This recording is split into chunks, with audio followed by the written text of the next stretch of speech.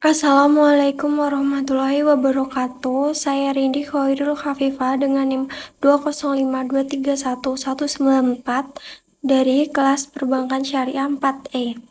Di sini saya akan membahas mengenai pendapatan nasional. Topik-topik yang akan saya bahas yaitu 1. Pengertian pendapatan nasional, 2. Manfaat pendapatan nasional, 3. Faktor yang mempengaruhi pendapatan nasional, 4. Konsep pendapatan nasional, 5. Metode perhitungan pendapatan nasional, 6. Tujuan perhitungan pendapatan nasional. Pengertian pendapatan nasional. Pendapatan nasional adalah suatu bentuk tolak ukur yang dipakai untuk memperhitungkan suatu perekonomian negara untuk memperoleh gambaran tentang perekonomian yang sudah dicapai dan nilai pengeluaran yang diproduksi. Selanjutnya, manfaat pendapatan nasional. Yang pertama, yaitu untuk mengatur laju pertumbuhan ekonomi nasional. Dengan adanya pendapatan nasional, jadi negara bisa tahu apakah ada peningkatan laju pertumbuhan ekonomi di negara dari tahun ke tahun, mengalami kemajuan atau kemunduran, sehingga bisa dilakukan evaluasi untuk kedepannya. Yang kedua, untuk membandingkan kemajuan perekonomian antar negara. Nah, dari sini bisa dilihat mana saja negara yang masuk kategori negara maju dan berkembang. Semakin tingginya pendapatan nasional, berarti negara tersebut semakin maju. Yang ketiga, yaitu untuk mengetahui struktur perekonomian suatu negara. Dari sini kita bisa lihat suatu negara mendapatkan pendapatan paling tinggi dari sektor mana, apakah pertanian atau industri. Yang keempat, yaitu menjadi landasan perumusan kebijakan pemerintah.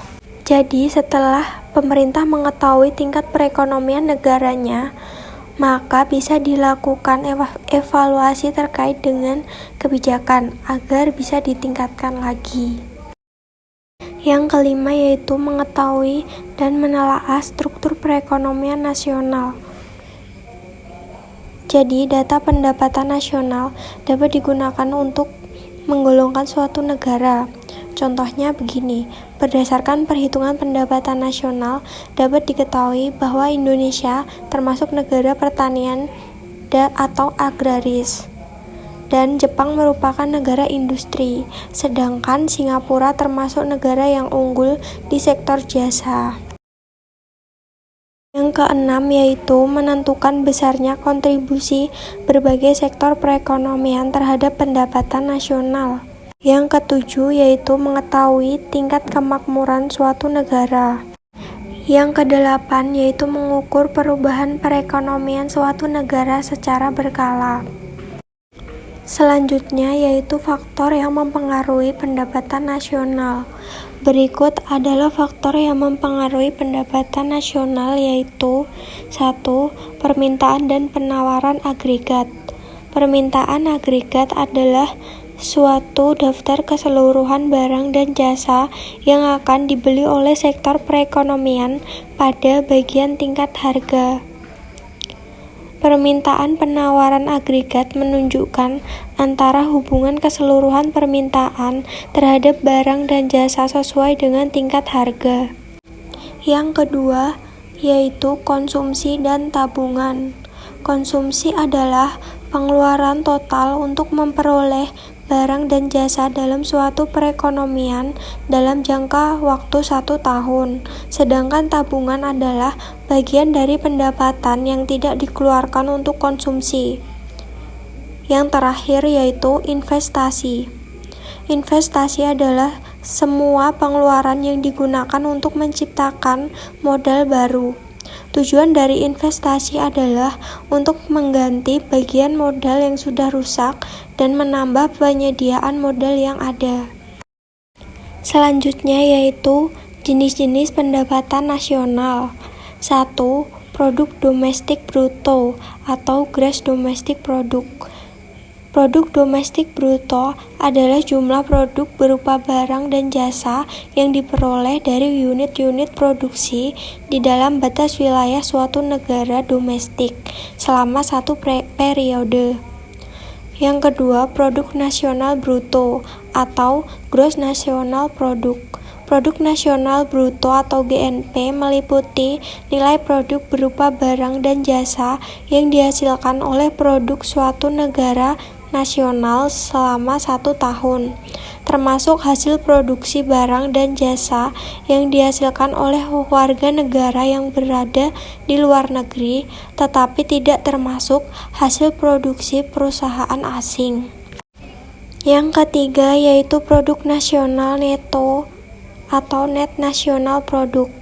Produk nasional neto atau NNP adalah jumlah GNP yang dikurangi dengan barang modal sebagai penggantinya. Yang keempat yaitu pendapatan nasional neto atau net national income. Pendapatan nasional neto atau NNI adalah pendapatan yang dihitung dari jumlah balas jasa yang diterima oleh rakyat sebagai pemilik faktor produksi. Yang terakhir yaitu pendapatan perseorangan atau personal income.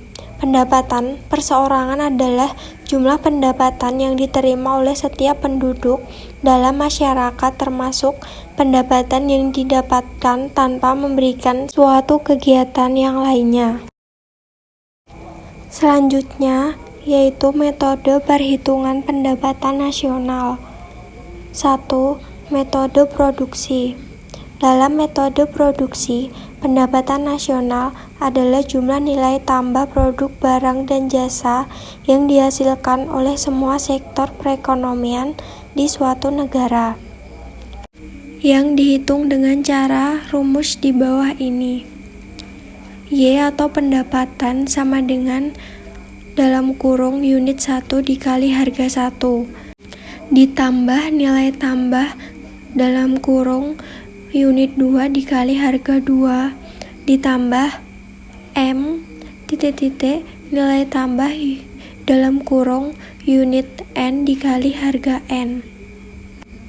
Huruf N itu diartikan dengan jumlah selanjutnya. Yang kedua yaitu metode pendapatan.